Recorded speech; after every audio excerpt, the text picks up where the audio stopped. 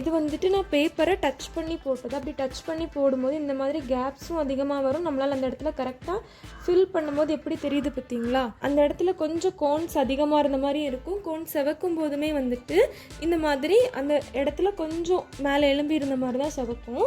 இந்த லைன் ஃபுல்லாகவே வந்துட்டு நம்ம எந்த மாதிரி பேப்பரில் டச் பண்ணி போட்டால் இருக்கும் அப்படிங்கிறத நான் உங்களுக்கு காமிக்கிறேன்.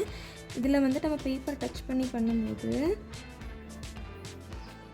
இந்த மாதிரி தான் இருக்கும். ஒரு ஃபினிஷிங் இருக்காது அந்த லைனில், பார்த்துக்கோங்க. இப்போ நான் வந்துட்டு டச் பண்ணி பண்ணுறேன்.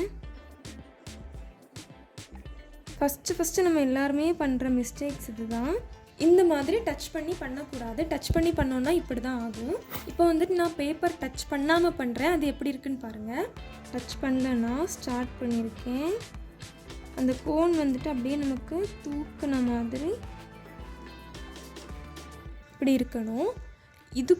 இதுக்கும் நமக்கு நிறைய டிஃப்ரென்ஸ் இருக்கும் பாருங்கள். இந்த மாதிரி நம்ம பண்ணும்போது ரொம்ப ஸ்பீடாக பண்ணிடக்கூடாது. ஸ்பீடாக பண்ணிட்டோம் அப்படின்னா என்ன ஆகும்னா அந்த ப்ரெஷர் வந்து நமக்கு அதிகமாக கொடுக்குற மாதிரி இருக்கும். இடையில வந்து நமக்கு லைன் கட் ஆகிரும். ரொம்ப ஸ்பீடாகவும் பண்ணக்கூடாது, ஸ்லோவாகவும் பண்ணக்கூடாது. ஒரு மீடியம் லெவலில் இந்த மாதிரி பண்ணணும். இப்படி பண்ணால் நம்ம ஸ்பீடாகவுமே பண்ணலாம் பண்ணும்போது. இப்போ நான் அந்த இடத்துல ஸ்பீடாக போனேன். ஸோ இந்த மாதிரி கட் ஆகுது பார்த்தீங்களா?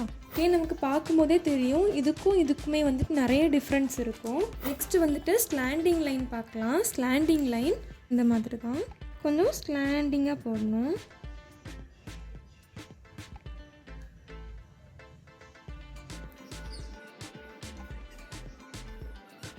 ஏர் பபிள்ஸ் நிறைய இருக்கிறதுனால இந்த மாதிரி கட் ஆகுது.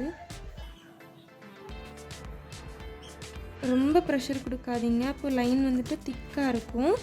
கொஞ்சம் தின்னாக இருக்கணும்னா மெஹந்தியை வந்துட்டு ரொம்ப ப்ரெஷர் கொடுக்காமல் பண்ணணும். அந்த லைனோட லென்த் அதிகமாக நமக்கு வந்துட்டு ஒரு இடத்துல பண்ணும்போது கொஞ்சம் லைன் கட் ஆகி வர மாதிரியே இருக்கும். மெஹந்தி வந்துட்டு கட் ஆகிற மாதிரி இருக்கும். அது ஃபஸ்ட்டு அந்த மாதிரி இருக்கும். அப்புறம் போக போக நம்ம எந்த அளவுக்கு ப்ராக்டிஸ் பண்ணுறோமோ அது பொறுத்து சரியாயிடும்.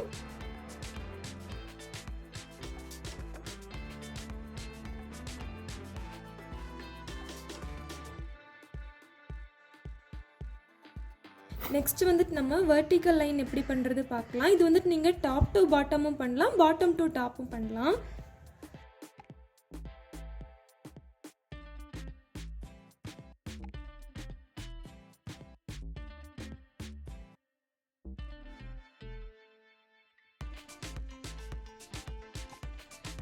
ஓகே, நெக்ஸ்ட்டு வந்துட்டு சர்க்கிள் எப்படி பண்ணுறதுன்னு பார்க்கலாம்.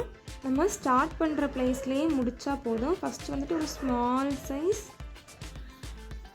சர்க்கிள் இந்த மாதிரி பண்ணிக்கலாம். இந்த லைன் ஃபுல்லாகவே வந்துட்டு நம்ம ஒரு ஸ்மால் சைஸ்லேயே பண்ணிக்கலாம்.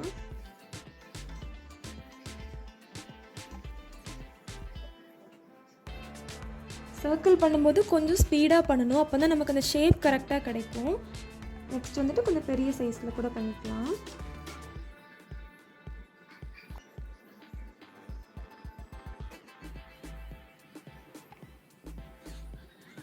சர்க்கிள் போடுறது ரொம்ப ஈஸி தான். நம்ம ஸ்டார்ட் பண்ண பிளேஸ்லேயே மறுபடியும் முடித்தாலே போதும். இதில் வந்துட்டு ஒரு சின்ன சைஸ் கூட போட்டுக்கலாம். ஸ்டார்ட் பண்ணுற பிளேஸில் வந்து கொண்டு வந்துட்டு முடித்தா போதும்.